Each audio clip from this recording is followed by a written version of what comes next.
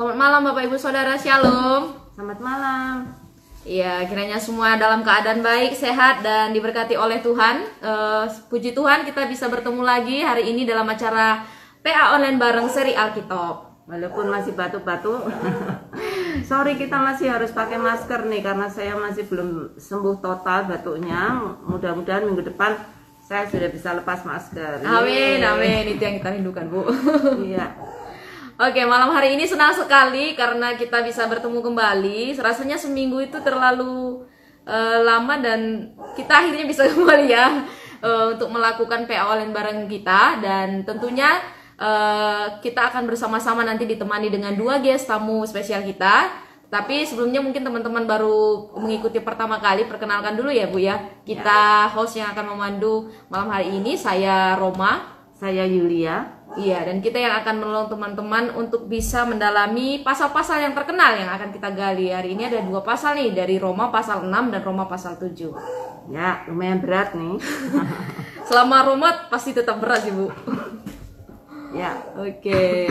Nah, malam hari ini mengingatkan kembali Bapak Ibu Saudara, nanti sepanjang kita live, tentu saja Bapak Ibu Saudara bisa mengikuti acara kegiatan kita dan nanti bisa menuliskan setiap pelajaran yang didapatkan di kolom komentar, atau nanti malah di akhir acara bisa bergabung secara live kalau masih ada waktu yang tersisa. Ya, betul teman-teman. Jadi nanti jangan sungkan-sungkan memberikan komentar untuk mengikuti acara ini. Jadi saudara jangan hanya menonton, tapi juga ikut menjawab pertanyaan yang diberikan dan boleh memberikan komentar dan men-sharingkan berkat yang sudah diterima, bahkan bisa join ya. Iya, tentu saja. Nah, thank you juga untuk teman-teman yang sudah senantiasa membagikan brosurnya atau juga rekaman-rekaman tundanya yang sering di-share atau dibagikan ke teman-teman yang lain. Terima kasih banyak, dan kiranya semakin banyak nih yang mengenal IOPA dan bisa mengadopsinya di gereja masing-masing.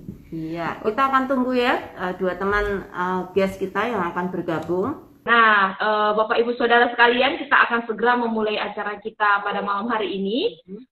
Sebelumnya, ketika kita melakukan penggalian Alkitab atau pendalaman Alkitab, kita memakai metode yang namanya SABDA, S-A-B-D-A. Itu singkatan dari simak, analisa, belajar, doa dan diskusi, serta aplikasi. Gitu. Nanti Bapak Ibu bisa menemukan linknya yang akan dibagikan oleh teman-teman admin. Dan langkah yang akan kita lakukan sebelum langkah langkah 1 adalah langkah 0, yaitu berdoa. Oleh sebab itu, mari kita bersama-sama berdoa dan menyerahkan acara kita kepada Tuhan. Bapa di surga, kami sungguh bersyukur kepada Engkau, karena Engkau sungguh hebat dan luar biasa dalam setiap perjalanan hidup kami. Kami boleh meyakini Tuhan bahwa Engkau adalah Allah yang senantiasa baik dan senantiasa tidak pernah meninggalkan kami sekalipun. Meskipun kadang-kala kami Tuhan sering mengecewakan Tuhan. Pada malam hari ini Bapa, kembali kami datang di hadirat-Mu, secara khusus kami akan mendalami firman-Mu yang tertulis di dalam Alkitab, dan kami akan menggali Roma pasal 5, Roma pasal 6. Kiranya Tuhan tuntun setiap kami melalui hikmat yang Tuhan berikan, supaya kami dapat mengerti, kami dapat bertumbuh di dalam kebenaran-kebenaran yang Tuhan nyatakan kepada kami malam hari ini, dan kami boleh berbuah, sehingga kami boleh menjadi pribadi yang mengasihi Tuhan. Berkati dalamnya acara kami secara khusus, Kak Marsal, Kak Lorinsa yang akan membagikan dari hasil penggalian mereka secara pribadi. Kiranya ini juga boleh menolong setiap kami dan seluruh sahabat yang hadir malam hari ini. Kami juga menyerahkan Tuhan untuk semua alat yang kami pakai, untuk semua jaringan yang kami pakai, bahkan cuaca juga kami serahkan ke dalam tangan kasih kekuatan daripada Tuhan saja. Terpuji termulia nama-Mu, di dalam nama Tuhan Yesus Kristus, Allah kami yang hidup, kami memulai PA kami berdoa. Amin. Amin. Iya, sebelum kita lebih jauh nanti menggali Roma pasal 5 dan pasal 6 bersama Kak Lorinca dan juga Kak Marsal, kita akan sedikit sharing tentang overview kitab Roma. Ya, teman-teman pasti yang mengikuti PA online minggu-minggu lalu ada beberapa bagian yang sudah kita jelaskan terkait kitab Roma ini, dari pendahuluannya, penulisannya, terus tema-tema atau istilah yang sering diangkat. Nah, selain itu kitab Roma ini menjadi salah satu kitab yang paling banyak mungkin dibaca oleh orang percaya selain kitab-kitab Injil. Kitab-kitab Injil itu udah mutlak dibaca. Nah, kira-kira kenapa nih Bu?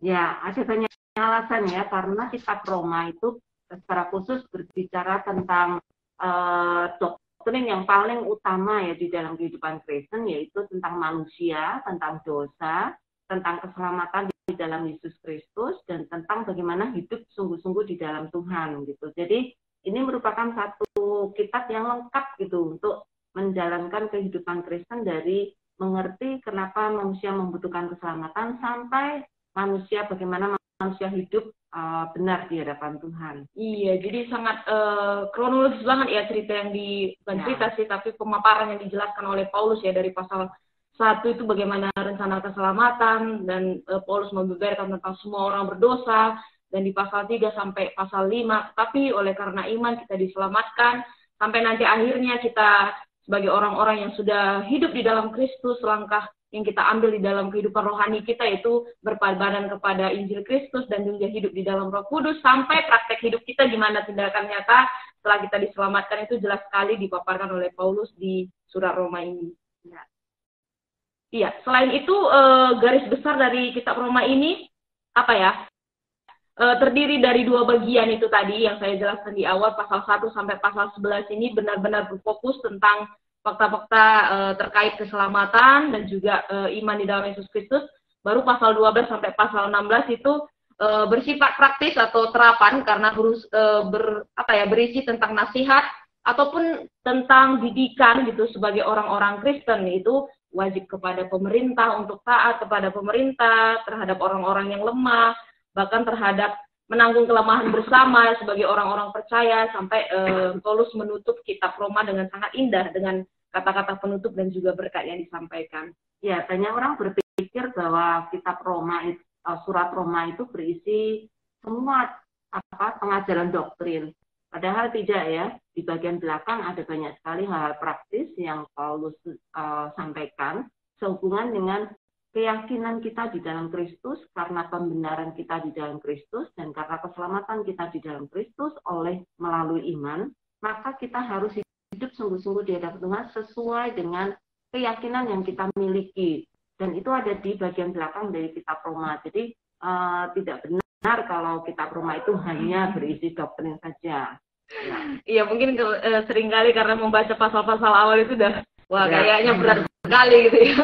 Tapi tidak melihat pasal 12 ke depan ke belakang itu berisi dengan nasihat praktis yang disampaikan oleh Paulus. Nah, hari ini kita belajar tentang Roma pasal 5 dan Roma pasal 6. Ini kenapa 2 pasal sekaligus? Karena sangat berkaitan sekali ya.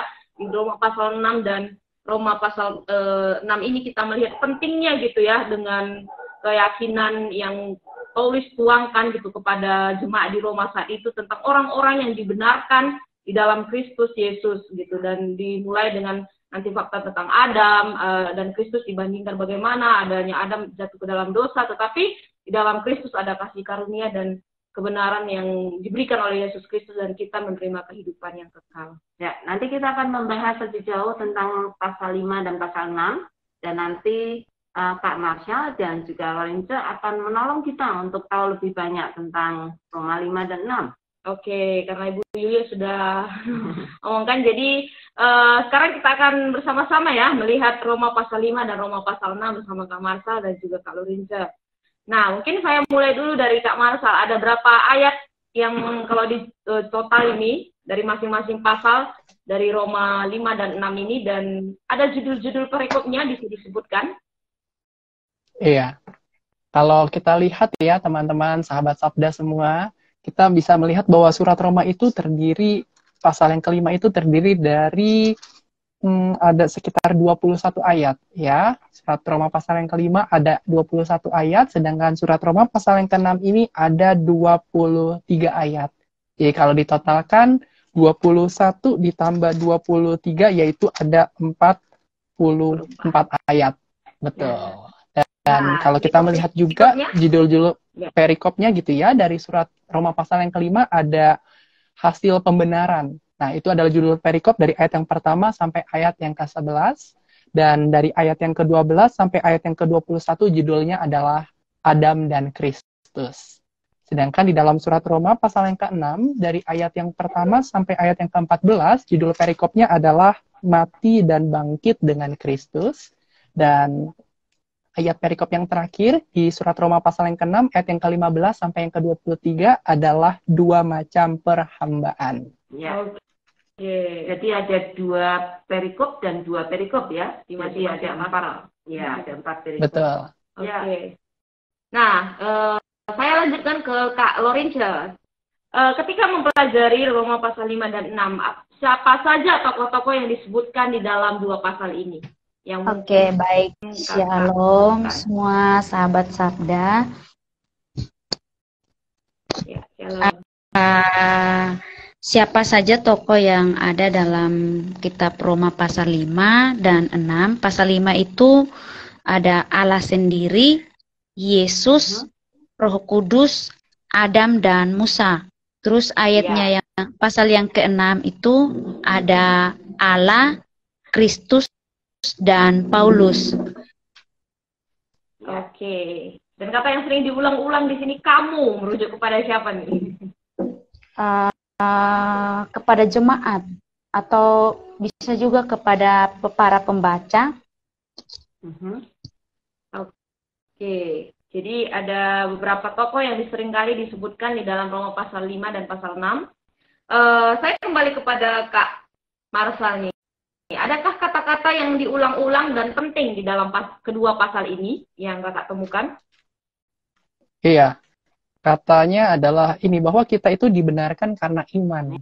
Kata itu yang seringkali diulang, bahwa Rasul Paulus tuh ingin menegaskan kepada jemaat di Roma bahwa kita ini diselamatkan bukan karena apa yang kita perbuat, tapi kita diselamatkan karena kita percaya bahwa Yesus adalah juru selamat. Seperti itu. Mungkin ada hubungannya karena orang Roma sangat getol sekali menjalankan hukum Taurat ya. Dan mereka pikir menjalankan hukum Taurat itu menjadi kunci untuk dia mendapatkan keselamatan. Tapi betul. Paulus mengkoreksi ini di kitab Roma. Sangat indah sekali. Oke. Ada kata-kata yang lain yang teman-teman temukan dan ini sering diulang-ulang di 2 pasal ini? Dari Kak Lorince mungkin menemukan kata-kata yang lain? Oke, baik Kak. Kalau kata-kata yang diulang itu berarti suatu penekanan, dan di situ saya dapatkan kesengsaraan. Di situ ada di pasal 3, terus di ayat 3 yang pasal 5, terus di situ diulang 2 kali, lalu yang kedua ketekunan, terus yang ketiga pengharapan, dan yang keempat maut, dan yang kelima dosa, terus yang terakhir itu hukum Taurat. Oke. Iya. Ini penjelasan bertingkat ya. Ada kebenaran, ada maut, sampai dosa, bahkan Taurat diulang-ulang di pasal ini. Oke. Secara umum, apa kesan utama yang teman-teman dapatkan dari Roma pasal 5, pasal 6 ini? Mungkin bisa kembali ke Kak Marsal. Iya, kalau saya secara pribadi melihat bahwa surat Roma pasal yang ke-5 ini tuh menceritakan mengenai karya Allah melalui Yesus Kristus kepada umatnya. Jadi berkali-kali itulah yang ingin disampaikan, bahwa Allah itu mengasihi manusia, di mana kasihnya ditunjukkan melalui kehadiran Yesus Kristus di dalam dunia. Dan Yesuslah yang membawa pendamaian, sehingga setiap orang yang seharusnya mengalami keterpisahan dengan Allah mengalami pemulihan. Dan di dalam surat Roma pasal yang ke-6 saya melihat bahwa baptisan yang dilakukan di dalam Yesus, jadi ketika seorang percaya melakukan baptisan, itu dengan kata lain kita menjadi satu dengan Kristus. Dan menjadi satu dengan Kristus ini mencakup 2 hal, yaitu kematian dan juga kebangkitan bersama dengan Kristus. Kurang lebih seperti itu yang saya dapatkan. Oke. Ya, kita nanti membahas lebih dalam ya, untuk masing-masing yang sudah dibicarakan oleh Kak Marsal. Oke. Ada tambahan dari Kak Lorince? Oke, baik Kak. Kalau dari saya, yang saya dapatkan atau pesan utama itu, kalau yang di pasal 5 itu menekankan tentang iman, dan juga di samping itu kita bermegah karena kasih karunia Tuhan, dan kasih karunia Tuhan itu diberikan secara cuma-cuma bagi kita manusia berdosa. Karena kita manusia ini pada awalnya kita sudah mengalami hubungan yang terputus atau mengalami keterpisahan akibat dosa. Akibat dosa yang membuat kita itu mengalami tidak lagi satu dengan Tuhan, dalam artian bahwa hubungan kita dengan Tuhan menjadi renggang akibat dosa. Tetapi karena kasih Tuhan yang begitu besar bagi manusia, dengan jalan Tuhan mengorbankan dirinya di atas kayu salib, sehingga hubungan yang telah lama terputus itu kembali bisa lagi manusia dipersatukan dengan Tuhan. Dan di situ, di samping itu juga kita sebagai orang Kristen, kita harus bertekun dalam hidup ini, dan kita juga harus menghargai pengorbanan Tuhan, karena firman Tuhan bilang tidak ada manusia atau sahabat yang bisa melakukan itu semua selain Tuhan Yesus sendiri yang bisa, dan satu-satunya yang bisa melakukan hal tersebut tanpa pamrih kepada manusia yaitu hanya Tuhan sendiri. Terus di pasal yang ke-6 yang saya dapatkan di situ, kita manusia sudah dimerdekakan oleh Tuhan. Yang awalnya kita adalah hamba dosa, tetapi sekarang kita menjadi hamba Tuhan, menjadi hamba kebenaran, dan menjadi hamba Kristus sendiri. Dosa tidak lagi menguasai kita, karena hidup kita ini sudah menjadi milik Tuhan. Lengkap sekali. Berarti kita melihat dua ayat-ayat ini, nanti detailnya lagi ya. Jadi teman-teman sudah mengerjakan PR-nya dengan baik, baik sekali. Iya, oke. Nah, kita menggali ayat-ayat yang akan kita lihat dari surat Roma pasal 5 dan juga pasal 6. Di dalam pasal 5, teman-teman, kita akan belajar dari ayat 8 sampai ayat 9. Nah, teman-teman silakan membaca sekali lagi ayat 8 dan 9. Kita akan secara khusus membahas ayat 8 dan 9. Silakan memberikan komentar sekaligus ikut menjawab pertanyaan-pertanyaan yang diberikan untuk para guest. Oke, saya bacakan firman Tuhan berbunyi demikian. Akan tetapi Allah menunjukkan kasih-Nya kepada kita oleh karena Kristus telah mati untuk kita ketika kita masih berdosa. Ayat 9, lebih-lebih karena kita sekarang telah dibenarkan oleh darah-Nya, kita pasti akan diselamatkan dari murka Allah. Oke, saya akan bertanya kepada Kak Marsal dulu ya, dari dua ayat ini. Bagaimana Allah menunjukkan kasih-Nya kepada kita, umat manusia?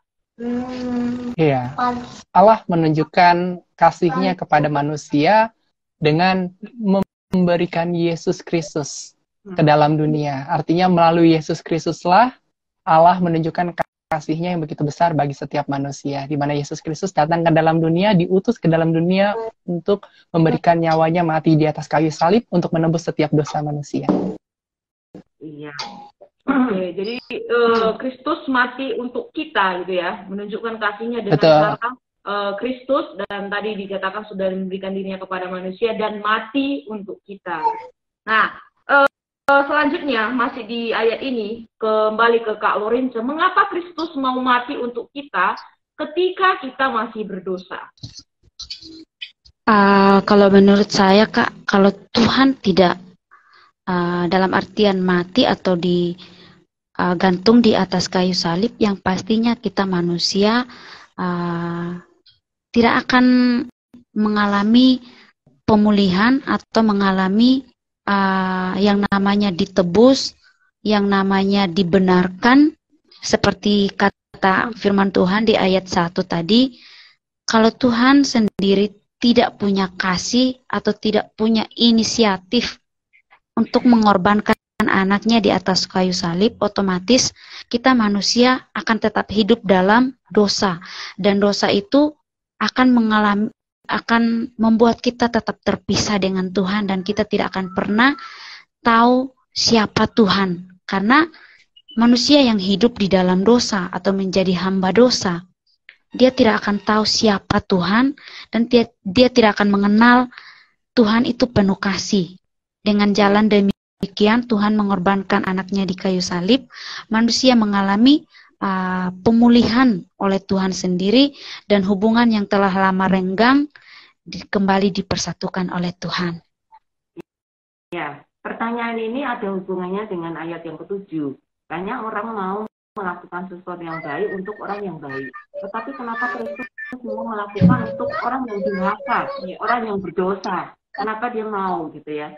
Karena di dalam hukum Yahudi itu ada 3 macam orang. Yang satu manusia durhaka, manusia berdosa, kemudian manusia benar, satu lagi adalah manusia yang baik, gitu ya. Karena menurut orang Yahudi, kalau orang durhaka itu orang jahat, orang jelek. Tapi orang benar bagi mereka adalah orang yang kalau aku baik, you baik gitu. Jadi saling membalas. Nah, kalau orang baik itu di atas orang benar. Karena kalau orang baik dia mau melakukan bahkan untuk orang yang jelek pun dia mau gitu ya. Kalau hanya oke, kamu kasih aku 10.000, kamu pinjamin aku 10.000, aku akan kasih kamu 10.000. Itu artinya benar, artinya adil, ya. Tetapi kalau dia hutang aku 100.000, tapi dia hanya mengembalikan 10.000, artinya dia tidak baik. Tetapi saya rela lakukan itu, gitu. Jadi kayak Kristus, dia rela melakukan bukan untuk orang benar, tapi untuk orang yang jahat sekalipun. Jadi Tuhan di atas semua rata-rata manusia, karena rata-rata manusia ya impas lah gitu ya. Tetapi kalau Kristus mau melakukan itu lebih daripada yang seharusnya. Ya. Okay. Apakah suara host tadi kedengaran dengan jelas? Ini teman-teman ya? Jelas ya. Yes. Ini ada info ya. Oke. Masih di dalam ayat-ayat ini, pertanyaan ketiga ya, kembali kepada Kak Marcel, bagaimana kita dibenarkan oleh Allah? Iya. Ya. Kita dibenarkan Allah. Iya. Kita dibenarkan oleh Allah dengan mempercayai bahwa Yesus Kristus adalah Tuhan dan Juru Selamat satu-satunya. Ketika kita percaya bahwa Yesus Kristus adalah Juru Selamat, Dia mati untuk menebus setiap dosa manusia, di saat itulah kita dibenarkan. Karena kita benar bukan karena apa yang kita lakukan, tapi kita benar karena apa yang Yesus telah kerjakan dalam hidup kita. Jadi caranya adalah dengan mempercayai Yesus Kristus sebagai Tuhan dan Juru Selamat. Apakah Masya bisa kembali ke ayat 9? Karena di dalam ayat 9 dikatakan bagaimana kita dibenarkan. Menurut ayat 9 kita dibenarkan oleh apa? Oleh darah Yesus Kristus yang tercurah di atas kayu salib. Ya. Kenapa? Ya, karena kita dibenarkan oleh darahnya? Iya, karena kita tahu bahwa ketika kita berdosa, maka upah dosa adalah maut. Dan kita tahu bahwa untuk dapat menebus dosa, maka harus ada darah yang dicurahkan. Makanya zaman dahulu, banyak orang tuh cara untuk menebus dosanya adalah dengan memberikan kurban. Tapi kita tahu bahwa hanya Yesus Kristus satu-satunya korban yang tidak bercacat celah dan kudus. Makanya kenapa Yesus harus mati di atas kayu salib dan mencurahkan darahnya. Sehingga darah yang Yesus Kristus berikan itulah yang menyucikan dan membenarkan kehidupan setiap umat manusia yang telah jatuh di dalam dosa. Seperti itu. Ya, thank you.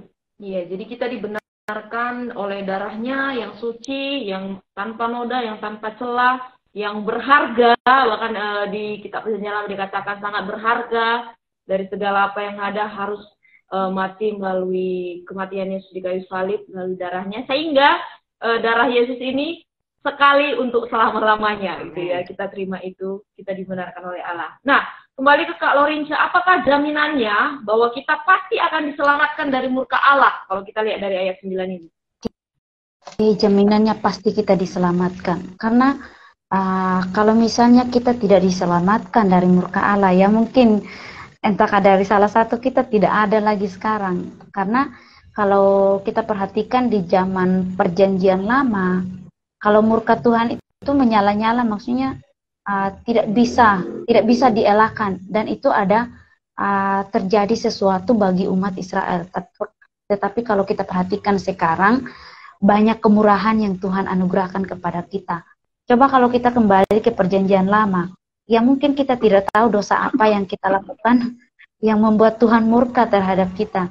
Tetapi karena kita di zaman Perjanjian Baru, terlalu banyak kemurahan Tuhan dan sangat banyak kemurahan Tuhan, kita diberi kesempatan sekalipun kita berulang-ulang berbuat dosa, tetapi Tuhan masih memberikan kita kesempatan supaya apa? Supaya setiap harinya kita memperbarui hidup kita, supaya setiap harinya kita memahami bahwa Tuhan itu sangat besar, kasih-Nya sangat besar bagi kita. Dan itu semua kita tidak bisa balas akan kebaikan Tuhan, dan itulah luar biasanya Tuhan kita.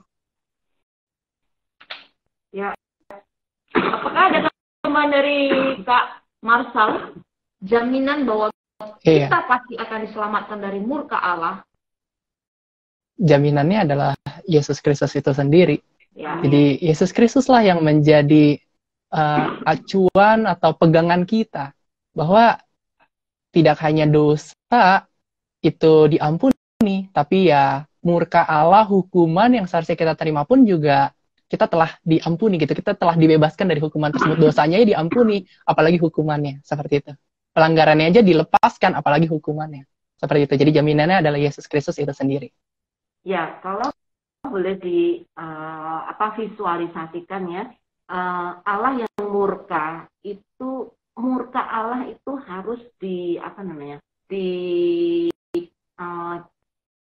dipuaskan dengan bayaran gitu ya. Dan bayarannya itu tadi Marsha bilang Kristus, kalau di dalam ayat 9 sama dengan itu, tapi darahnya. Jadi darah itulah yang menjadi jaminan, darah Kristus itulah yang menjadi jaminan sehingga murka Allah dipuaskan, sehingga Allah tidak murka pada kita. Jadi Kristus membawa darahnya itu untuk dibayarkan kepada Allah, supaya murka Allah tidak lagi tidak dinyatakan kepada kita. Kalau murka Allah dinyatakan kepada kita, tadi kayak Lorenza bilang, kita akan binasa gitu ya. Tetapi darah itu, jadi banyak orang pikir ya, kalau kita orang percaya, itu membayarkan darahnya kepada setan sehingga kita dibebaskan dari belenggu setan. Enggak, darah itu dibayarkan kepada Allah yang murka, bukan setan gitu ya. Setan sebenarnya tidak memiliki kita, tetapi dibebaskan dari dosa yang disebabkan oleh setan, sehingga bayaran darah itu tidak diberikan kepada setan, tetapi kepada Allah yang murka, supaya murka Allah tidak nyata bagi kita.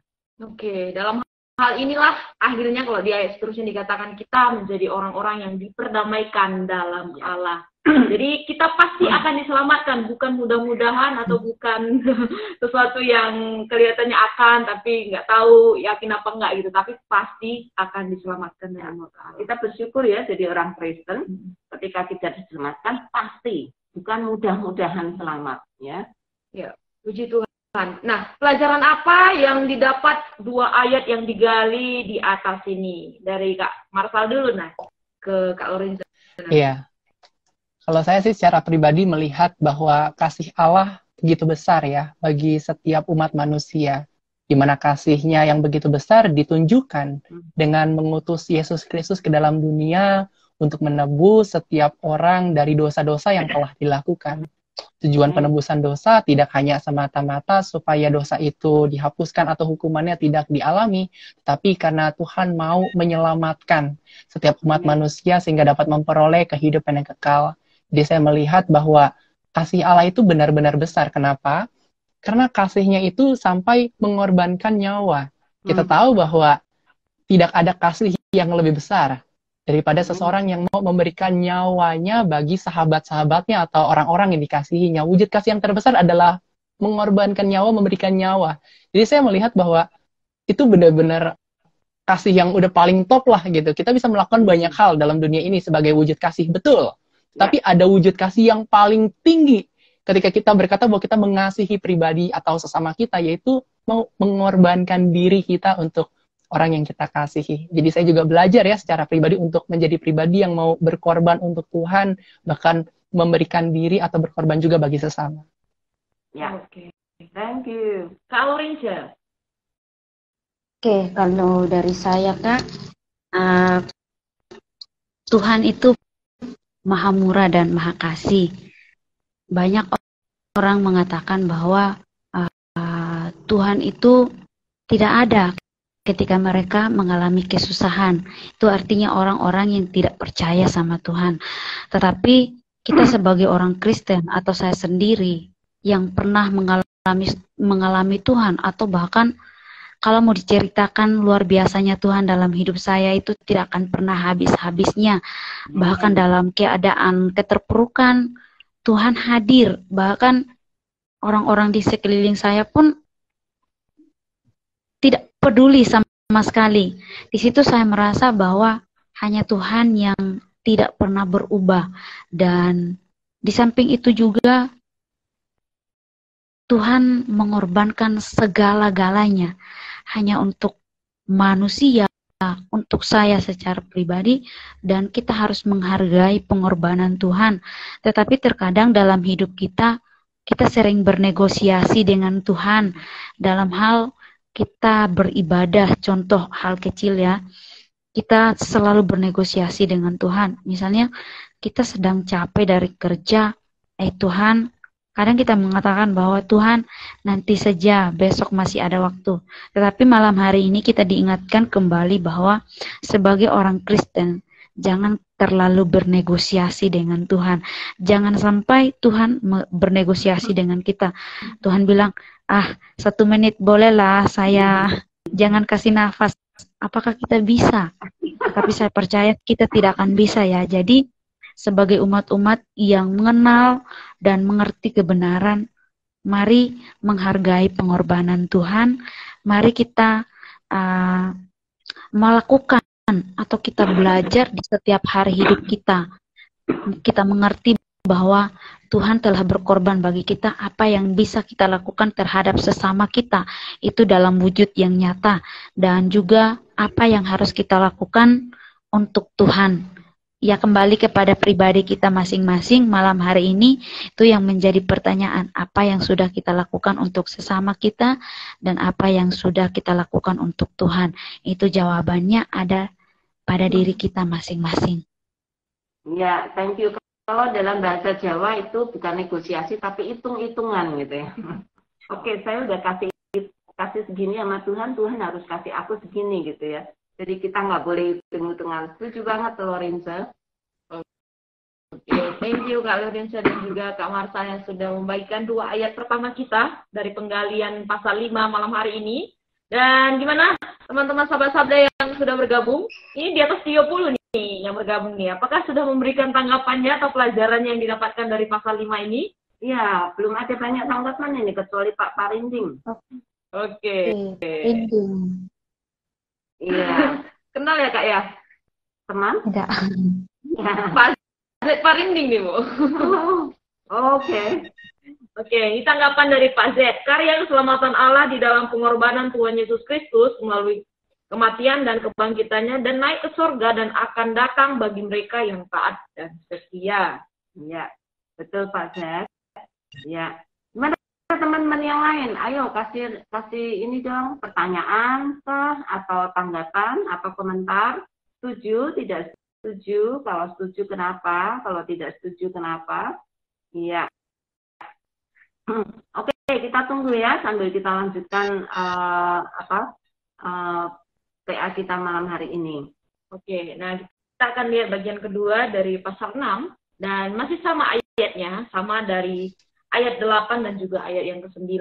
Nah, firman Tuhan berbunyi demikian, jadi jika kita telah mati dengan Kristus, kita percaya bahwa kita akan hidup juga dengan Dia. Karena kita tahu bahwa Kristus sesudah Ia bangkit dari antara orang mati, tidak mati lagi, maut tidak berkuasa lagi atas Dia. Wow. Oke, pertanyaannya adalah, kapan kita mati dengan Kristus? Sudahkah Anda mati dengan Kristus? Nih mungkin ke Kak Marsal dulu nih.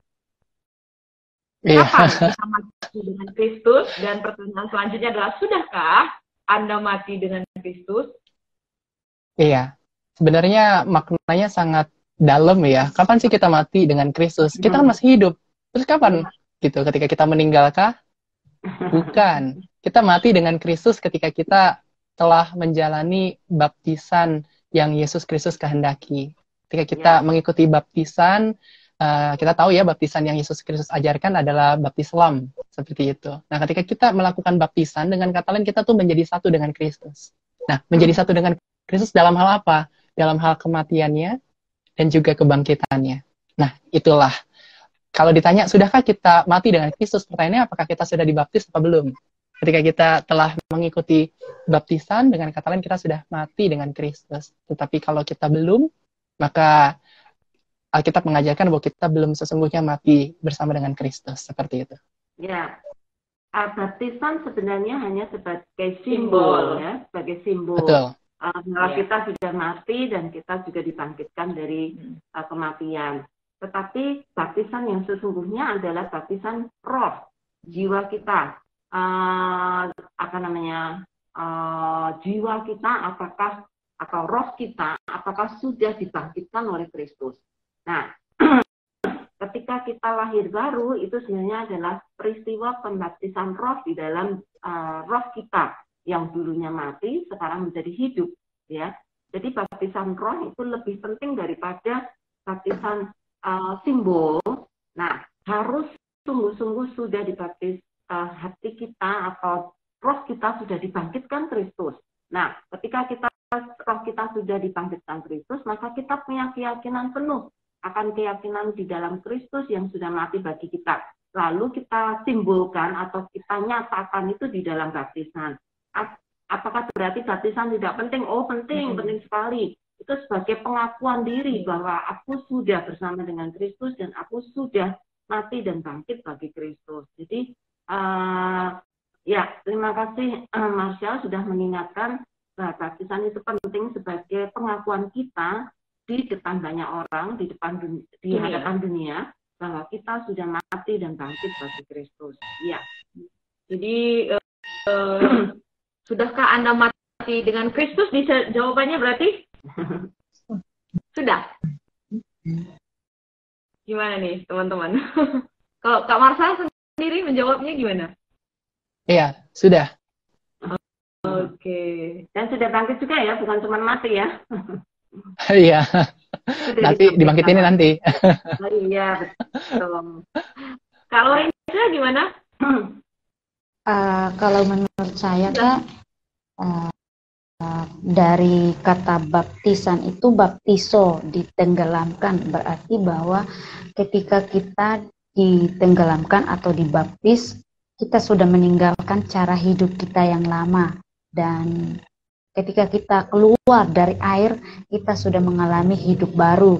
Dan tergantung kepada pribadi kita masing-masing lagi, apakah kita sudah meninggalkan cara kita yang lama atau kita masih tetap dalam hidup yang lama kita. Banyak orang mengatakan sama saya begini, termasuk teman-teman saya begini, ini Lorin katanya, kamu kan kuliah pendeta, saya mau tanya, dulu kan saya sebelum dibaptis nih, saya rajin sekali ke gereja, tetapi setelah saya dibaptis kok jadi pemalas ke gereja, katanya begitu. Terbalik. Jadi artinya bahwa tidak selamanya orang yang sudah dibaptis meninggalkan cara hidupnya yang lama. Tergantung pribadi kita masing-masing. Jadi malam hari ini saya mau bilang bahwa sekalipun kita sudah baptis selam, tidak menjamin bahwa hidup kita yang lama kita sudah tinggalkan. Jadi kembali kepada pribadi kita masing-masing, dan seharusnya kita mengerti dengan benar bahwa hidup yang lama itu harus ditinggalkan sebab kita sudah lahir baru dan kita sudah mengerti kebenaran. Jadi jangan diperbudak oleh dosa, hiduplah menjadi hamba kebenaran. Ya, sayang sekali ya, banyak orang hanya melihat baptisan sebagai ritual gitu ya, tidak memaknai dengan benar kata baptisan itu. Ya. Oke. Jadi, betulkah Anda sudah mati dan bangkit dengan Kristus? Setuju? Kalau Rinca? Setuju. Oke, ya kita sudah bersatu di dalam kematian dan juga kebangkitannya. Puji Tuhan. Nah, pertanyaan selanjutnya masih di dalam ayat-ayat ini, betulkah kalau kita mati dengan Kristus, maka kita juga akan hidup dengan Dia? Dan mengapa? Nah, kembali ke Marshall lagi nih. Iya, betul dong. Karena kan satu paket ya. Ketika kita melakukan baptisan, kita menjadi satu dengan Kristus. Apa yang Yesus Kristus lakukan? Mati dan mengalami kebangkitan. Begitu pula dengan kehidupan kita kelak. Iya. Jadi kita percaya di dalam kematiannya, maka juga kita hidup di dalam Dia. Ketika Yesus dibangkitkan, kita percaya akan kehidupan di dalam Dia, karena Dia adalah Allah kita yang sudah bangkit dan Dia menjadi Allah yang hidup. Gitu ya, Yesus menaklukkan setiap kematian. Nah, ini masih terkait kematian nih. Kembali ke Alorinca nih. Bagaimana Yesus mengalahkan kematian atau maut itu? Dengan mengorbankan anaknya di atas kayu salib.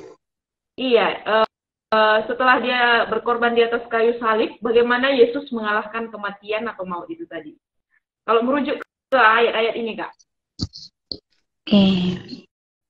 Kalau menurut saya, Kak, kematian itu kalau saya perhatikan tadi, kematian yang paling mengerikan dalam hidup kita ketika kita meninggalkan Tuhan. Jadi menurut saya bahwa bagaimana cara Tuhan mengalahkan kematian? Salah satunya yaitu Tuhan sendiri sudah mati di atas kayu salib, dan itu semua baik dosa maupun kematian secara daging ini Tuhan sudah kalahkan.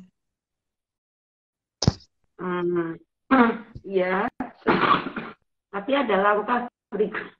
Setelah itu, ya, ketika Kristus mati di atas kayu salib, lalu dikuburkan, dia tidak tinggal dikubur terus. Iya, bagaimana dia bangkit. Mengalahkan kematian dengan dia bangkit. Ya, cara Kristus mengalahkan maut adalah dia bangkit dari kematian.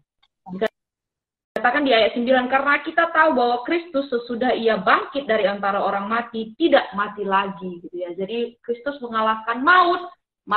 Sengit maut itu tidak berkuasa lagi karena Yesus bangkit. Dan kebangkitannya tidak akan memunculkan kematian lagi. Dan dia bangkit hidup selama-lamanya gitu ya. Ada orang yang pernah mengalami mungkin dibangkitkan ya, Paulus pernah membangkitkan melalui kuasa Tuhan gitu. Tapi mati lagi gitu. Tapi Kristus yang hidup itu tidak mati lagi selama-lamanya. Iya. Nah, kembali lagi masih di ayat ini. Mengapa maut? Kita berbicara tentang tadi Yesus mengalahkan maut dengan kebangkitannya. Kembali ke Kak Marsan nih. Mengapa maut tidak berkuasa lagi atas Kristus? Iya, maut tidak berkuasa lagi atas Kristus karena ya Yesus telah mengalahkan maut tersebut. Menurut saya Yesus sudah mati di atas kayu salib, dia menebus setiap dosa manusia, sehingga upah dari maut itu udah terbayarkan, sehingga tidak ada lagi kematian kekal di dalam neraka bagi setiap orang yang percaya kepada Kristus. Seperti itu. Iya, Kristus mengalahkan maut tidak berkuasa lagi atas Kristus karena Kristus tidak mati lagi. Dia bangkit. Dia bangkit dan selamanya. Dia bangkit selamanya. Iya, bahkan dikatakan dia memegang kunci kerajaan maut gitu. Allah yang kita kenal dalam pribadi Yesus lah yang memegang kunci kerajaan maut, karena dia adalah Allah yang hidup dan tidak mati lagi ya. Bahkan ada satu pujian ya, kubur kosong, membuktikan bahwa Kristus yang kita kenal adalah Kristus yang hidup dan dia memegang otoritas gitu ya atas segala sesuatu. Oke, teman-teman sekalian yang dikasihi Tuhan, bersyukur sekali untuk 2 ayat yang kita pelajari ini, tapi bisa lebih dalam lagi sebenarnya teman-teman, kita akan pelajari lebih dalam nanti dalam penggalian pribadi kita. Nah, hal apa yang dapat kita syukuri dari ayat-ayat yang digali di atas, dari 2 ayat ini? Bisa dari Kak Lorinca dulu nih, dari pasal 6, khususnya ayat 8 dan juga ayat 9. Hal apa yang dapat kita syukuri? Kalau bagi saya, hal apa yang dapat disyukuri dalam hidup ini, kasih karunia Tuhan terbesar bagi saya. Kalau bukan karena Tuhan, ya mungkin saya tidak ada malam hari ini, karena banyak kejadian dalam hidup saya yang hampir-hampir saja membuat nyawa saya terenggut. Yang pertama, pada tahun lalu, kemarin 2022 tanggal 14 Februari, di mana saya menjalani operasi yang pertama, menjalani operasi, dan di situ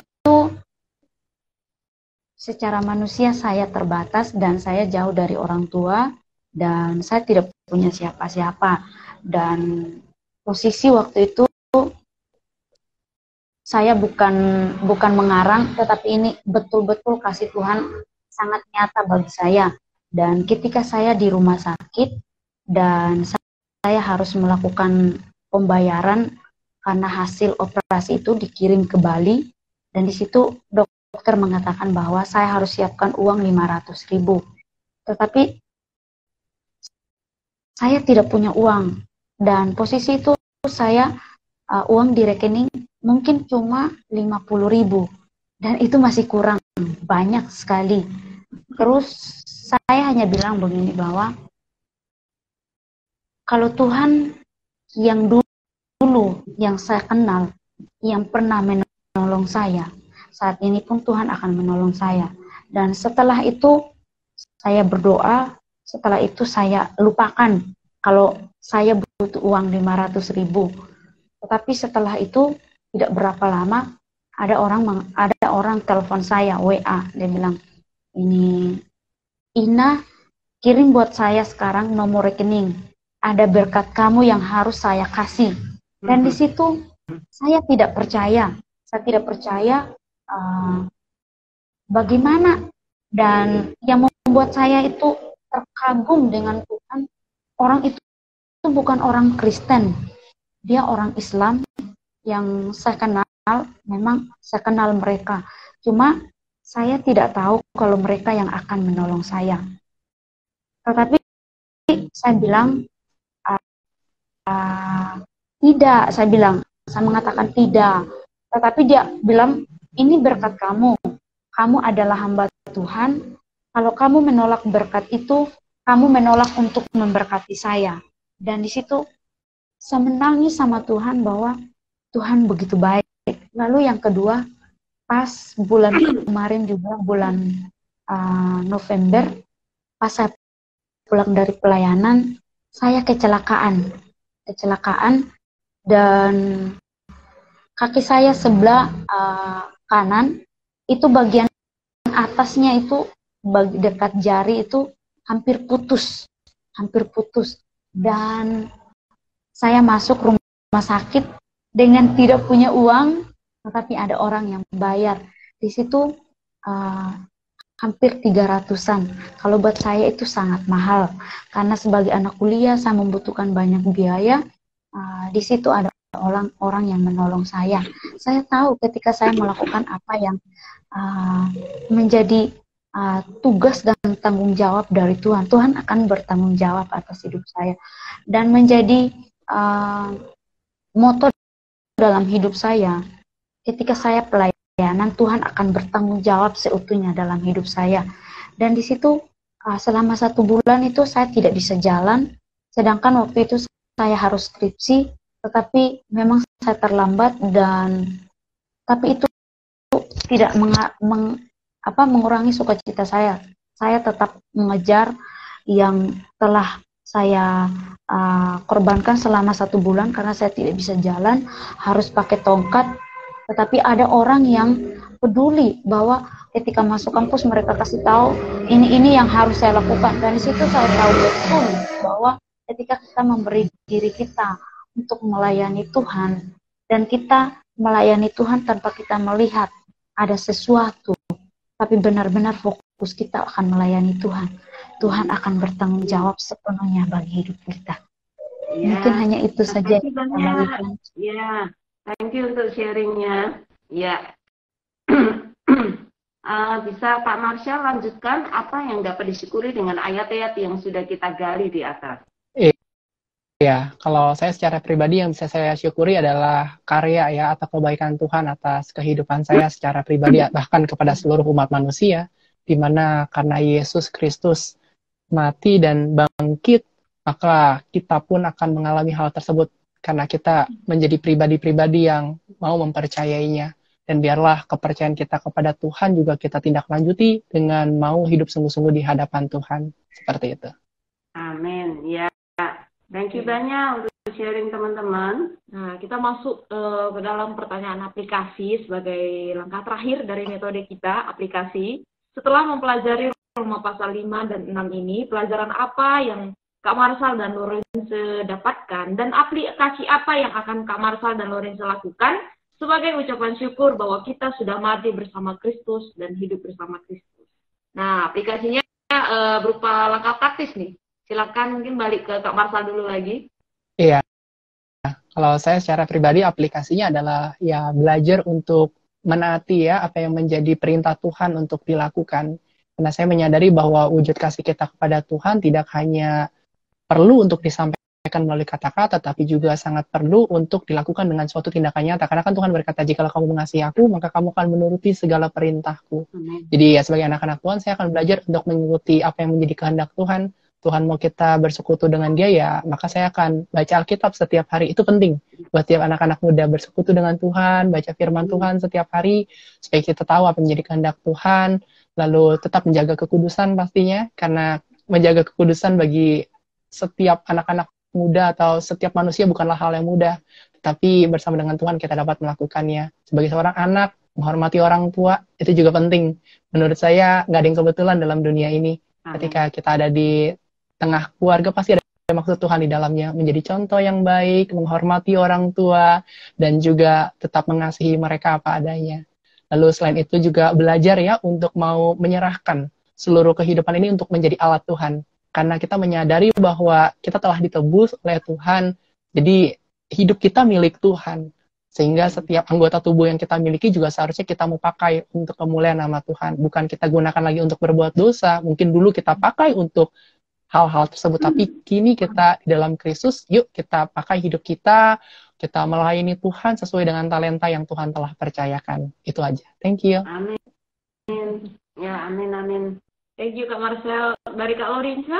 Kalau dari saya, yang pertama, menghargai pengorbanan Tuhan di atas kayu salib.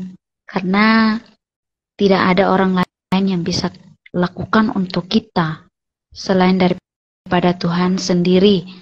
Yang kedua, ketika kita diperhadapkan dengan masalah seberat apapun dalam hidup kita tetap bertekun dan berpengharapan kepada Tuhan. Karena ketika kita bertekun dan berpengharapan kepada Tuhan, Tuhan tidak akan pernah mengecewakan kita. Yang penting kita sabar, kita tetap tekun berdoa, dan kita tetap menantikan apa yang Tuhan akan lakukan dalam hidup kita. Terus yang ketiga, meninggalkan hal-hal yang menyakiti hati Tuhan. Mungkin salah satunya hal terkecil dalam hidup kita yaitu malas beribadah. Itu pun merupakan hal yang tidak baik, hal yang menyakiti Tuhan, dan itu harus kita belajar. Mungkin hari ini kita sering mengatakan bahwa kalaupun tidak kita pergi ke gereja, yang penting kan kita tetap berdoa di rumah, baca Alkitab di rumah. Tetapi bukan itu yang Tuhan mau. Kita tetap ada dalam hadirat Tuhan. Karena mungkin kita di rumah berbeda suasananya dengan di gereja. Jadi mulai hari ini kita mau belajar bahwa hal-hal terkecil sekalipun dalam hidup kita harus mau rubah. Mungkin hanya itu saja. Ya. Thank you.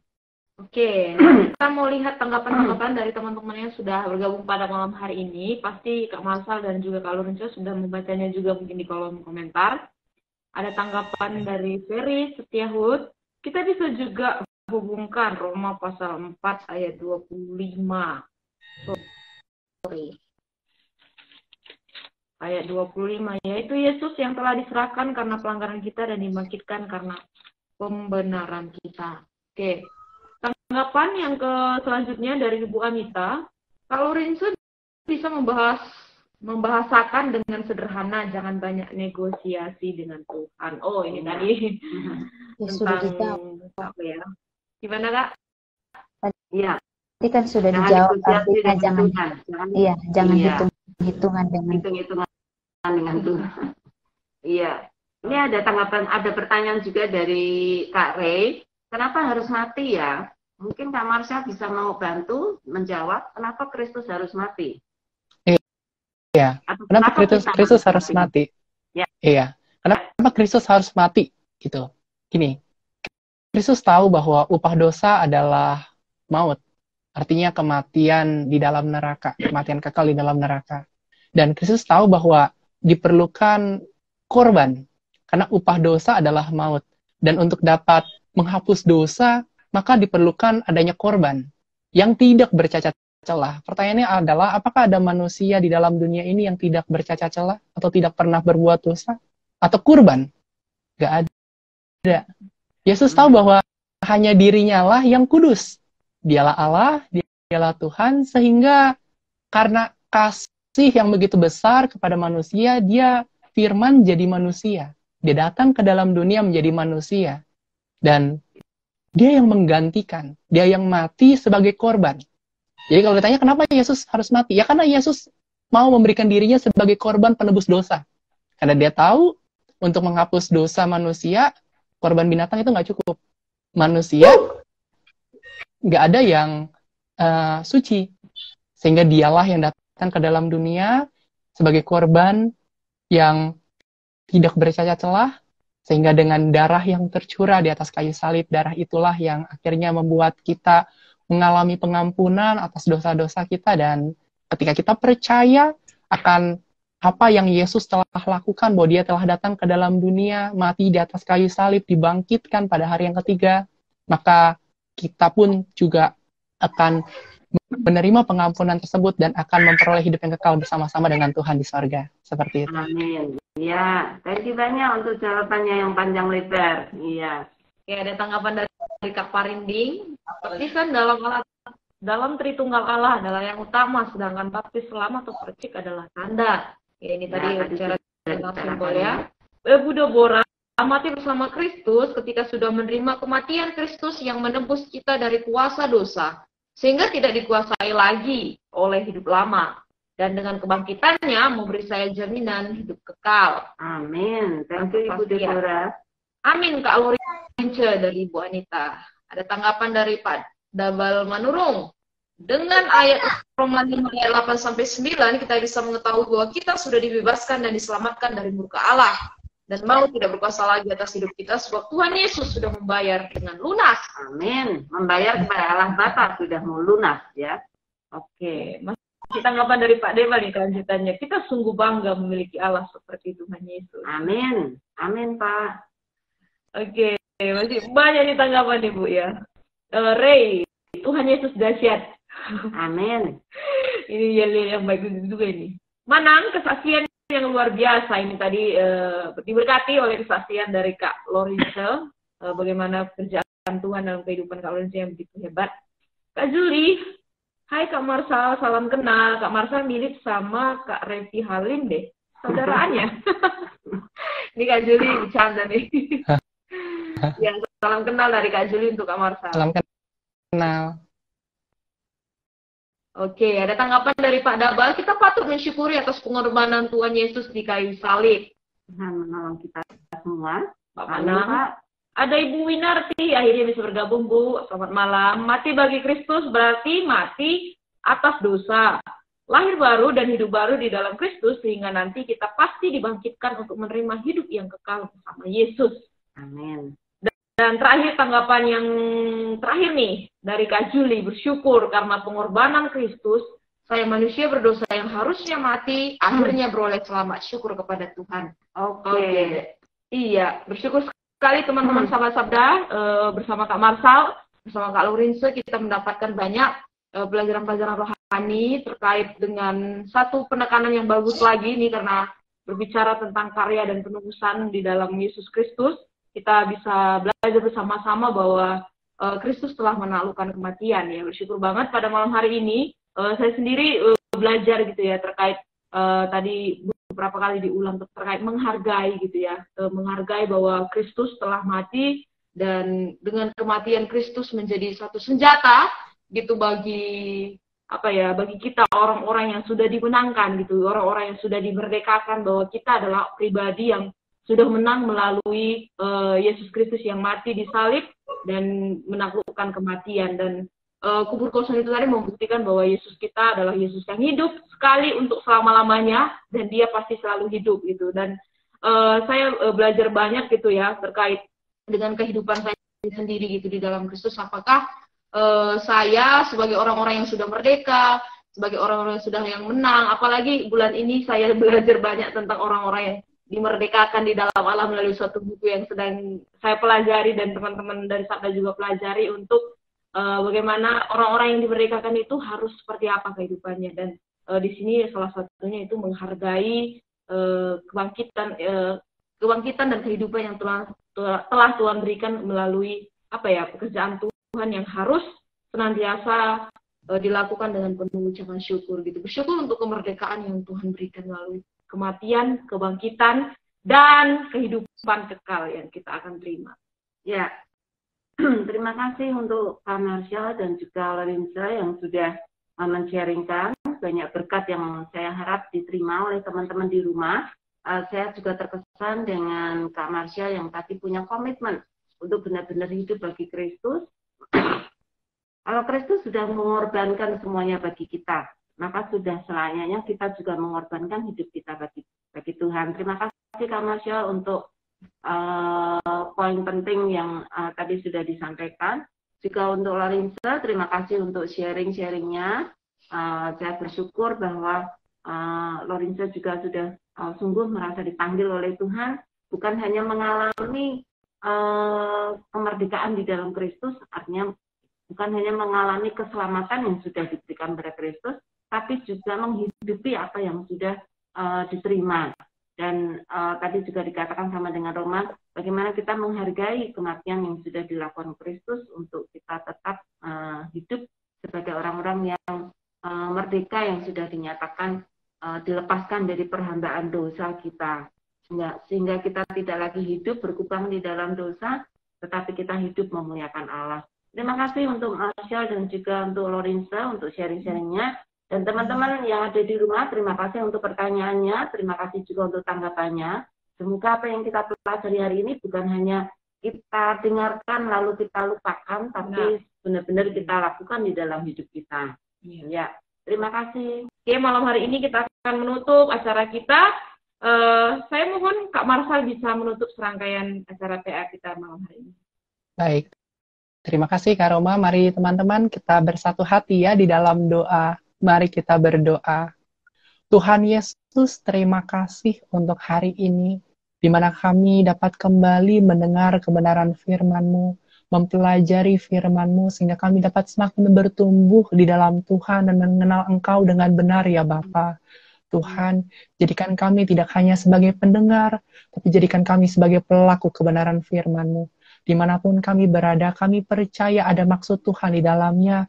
Ini kami ya Tuhan, anak-anak-Mu. Biarlah kami selalu menghargai setiap hal yang Engkau telah kerjakan dalam kehidupan kami. Dan kami mau menjalankan apa yang menjadi panggilan-Mu atas kehidupan setiap kami. Kami percaya bahwa di dalam Tuhan tidak ada yang kebetulan, semua terjadi atas izin Tuhan. Berkati untuk sahabat Sabda, berkati untuk teman-teman yang boleh bergabung malam ini. Seberapapun kami yang hadir, kami percaya tidak ada yang sia-sia di dalam Tuhan. Biarlah benih firman-Mu bertumbuh di dalam hati kami dan berbuah lebat bagi kerajaan sorga ya Bapa. Tuhan, kami bersatu hati juga berdoa untuk Ibu Yulia. Biarlah ya Tuhan, Kau memberikan kesehatan yang sempurna. Kami perkatakan dengan iman, biarlah oleh bilur-bilur darah Yesus Kristus, maka Ibu Yulia telah disembuhkan secara sempurna oleh Tuhan. Karena kami percaya bahwa bilur-bilur-Mu menyembuhkan, dan doa orang yang benar, bila dengan yakin didoakan, sangat besar kuasanya. Alirkanlah kuasa kesembuhan-Mu ya Tuhan saat ini juga, karena kami percaya bahwa mujizat Tuhan itu masih ada bagi setiap orang yang percaya.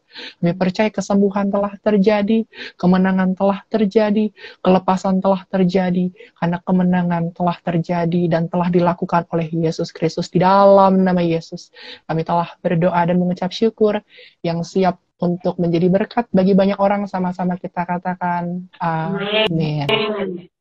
Thank you. Thank you banyak. Terima kasih. Sampai ketemu. Sampai bertemu teman-teman semua. Salam Ayu PA. Iya. Salam Ayu PA. Salam, shalom. Shalom. Ada satu pengumuman, yaitu mengundang teman-teman kembali untuk join dalam acara PA online bareng yang kita lakukan rutin setiap hari Senin jam 7:30 malam waktu Indonesia Barat sampai dengan selesai Silakan teman-teman nanti bisa DM teman-temannya, bagikan brosurnya, atau bagikan info ini terkait PA online bareng supaya lebih banyak lagi yang ikut belajar Alkitab. Dan minggu depan kita akan bertemu masih di dalam pembahasan dari Roma pasal 8. Wow, itu Roma yang sangat menarik. Terkenal ini sekali juga ya. Roma pasal 8 khususnya ayat 28 nih. Nah, kita akan belajari besok minggu depan Roma pasal 8.